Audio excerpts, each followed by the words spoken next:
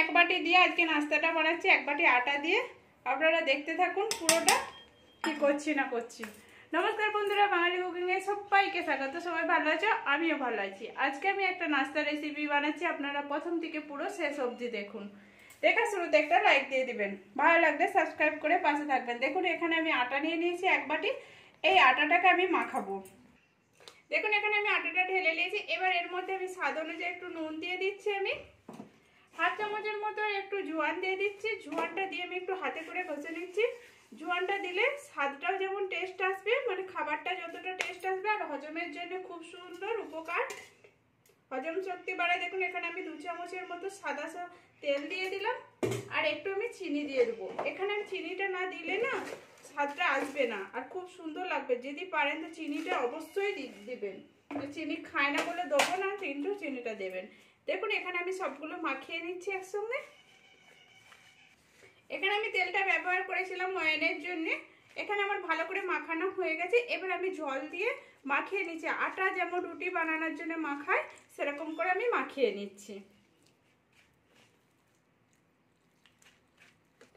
এখানে আমার আটাটা মাখানো হয়ে গেছে। এটা আমি এবার ঢাকা দিয়ে রেখে দিচ্ছি। এর জন্য পুরের জন্য আমি একটু পুর বানাচ্ছি, আপনারা দেখুন। দেখুন এখানে আমি কড়াটা বসিয়ে দিয়েছি। এবারে 1 চামচের মতো আমি তেল দিচ্ছি। এখানে যতটা পারবেন কম তেল দিয়ে বানাবেন। এখানে তেলটা আমার গরম হতে দেবো। তেল গরম হয়ে গেছে। এবার আমি এখানে গোটা জিরে দিয়ে দিলাম। হাফ চামচের মতো গোটা জিরে দিয়ে দিলাম। জিরেটাকে একটু ভেজে নেব। এবার আমি এখানে কি কি দিচ্ছি সেটা দেখুন। এখানে আমি গাজর কুচি দিয়ে দিচ্ছি। গাজরটাকে একটু লম্বা করে কেটেছিলাম, গাজর কুচি দিয়ে দিলাম। একটু ক্যাপসিকাম দিলাম, হাফ চামচের মতো, মানে হাফ ক্যাপসিকাম দিলাম। একটা পেঁয়াজ কুচি দিলাম, একটা পেঁয়াজকে ছোট ছোট করে কুচিয়েছিলাম। আর একটু কাঁচা লঙ্কা দিলাম, 2-3টে কাঁচা লঙ্কা ছিল, কাঁচা লঙ্কাগুলো দিলাম। আর এখানে আমি গ্রেট করে রেখেছিলাম আলুটাও আমি দিয়ে দিলাম এখানে।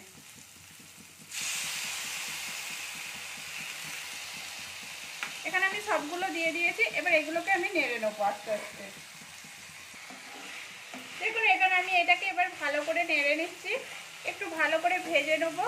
আর ভাজতে হয় একটু ঢেকে ঢেকে আমি ভাজবো, কারণ তাহলে সিদ্ধও হয়ে যাবে আর নাড়াটাও খুব সুন্দর হবে। দেখুন এখানে আমি এটাকে নেড়ে নিয়েছি একটু ভালো করে। এবার এর মধ্যে আমি নুন আর একটু হলদি দিয়ে দিচ্ছি। স্বাদ অনুযায়ী নুন দিয়ে দিলাম। আর হাফ চামচেরও কম একটু আমি হলুদ দিয়ে দিলাম। হলুদটা দিয়ে আমি ভালো করে নেড়ে নিচ্ছি।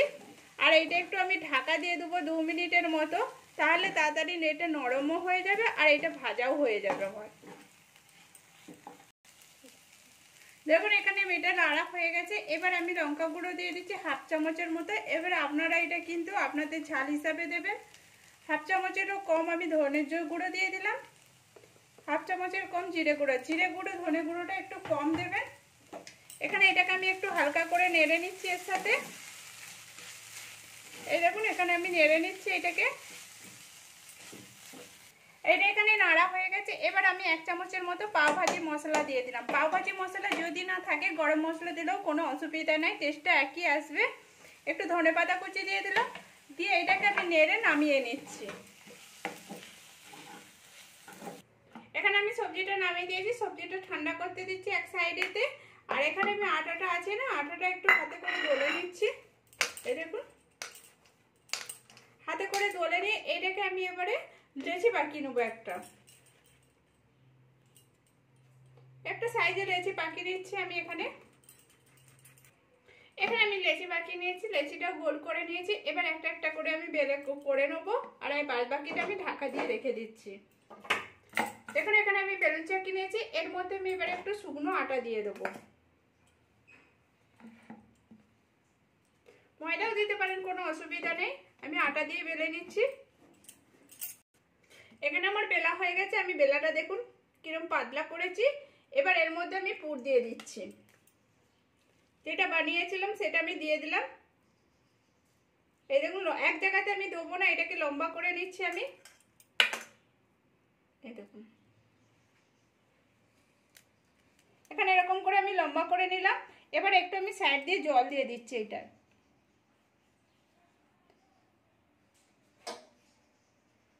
এবার হালকা হাতেতে একটু জল দিয়ে দিচ্ছি যাতে খুলে না যায় কোনোভাবে। এবার এটাকে আমি গোল করে নেব। এই দেখুন এরকম করে আমি গোল করে নিচ্ছি।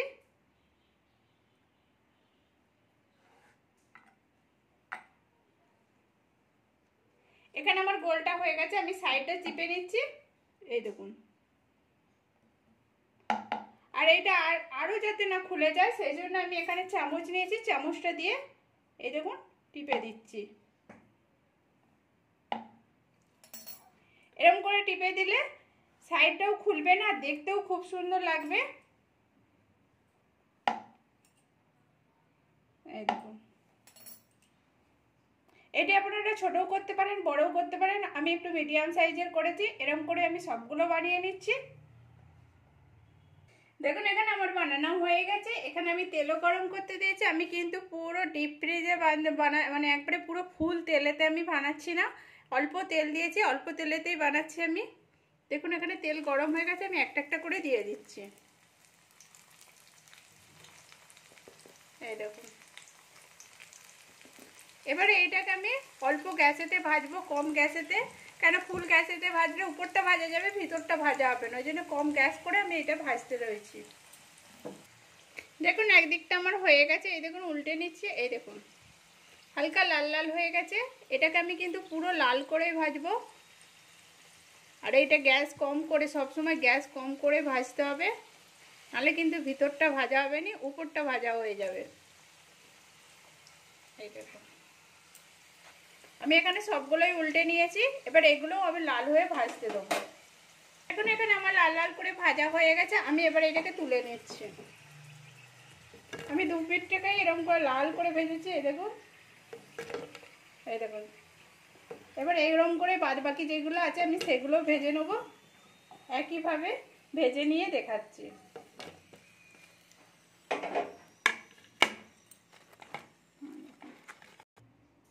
এখানে আমার পুরোটাই কমপ্লিট হয়ে গেছে। এই দেখুন, আর এখানে আমি এইটাকে আলু রোল বলে নাস্তাটা বানিয়েছি।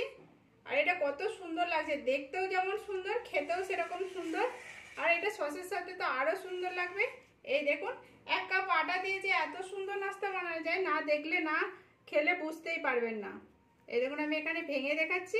এটা সস দিয়ে দিয়েছি, ওই জন্য এটাকে আমি ভেঙে দেখাচ্ছি। এই দেখুন ভিতরটা কত সুন্দর দেখতে, ভিতরটা আমার ভাজা হয়ে গেছে, পুরটাও দেওয়া রয়েছে। এই দেখুন, আর খেতেও খুব সুন্দর লাগবে। প্লিজ আপনারা এরকম করে বাড়িতে বানিয়ে দেখুন।